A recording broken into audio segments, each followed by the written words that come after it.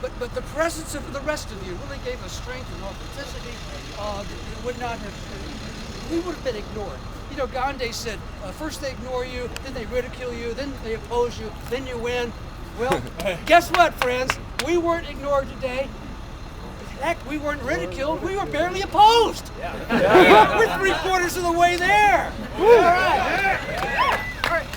Look, where's Chad and Brian, Eric?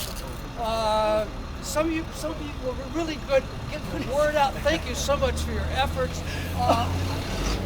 Normal, Masscan, DRCnet, they spread word of this through their networks. Thank you, the organizations. Keith Stroup, Steve Epstein, Mike Cutler, the others. Lester. Lester's been interviewed. Look, this was, there are two bills. This was the House bill. There's a Senate bill, Senate 1801. That was assigned to I forgot to mention Jack Poland. LEAP, too. Yeah. Thank you, Jack. The Senate, the S1801, we don't know when it's going to come up. But when it does, I hope we can have 4 times the crowd there. And let me urge you, if you are under 30, bring your parents next time. Bring your parents. They probably agree with you on this. But we need to see a little more gray hair. But not that you and I are doing our best. We're doing our best. I don't have wait a minute, Steve. Steve uses just for men. I told a lot of reporters that our goal wasn't to legalize marijuana today. Our goal was to legalize debate. We're trying to legalize discussion, and we accomplished that today. And you get the credit for that. I don't have it.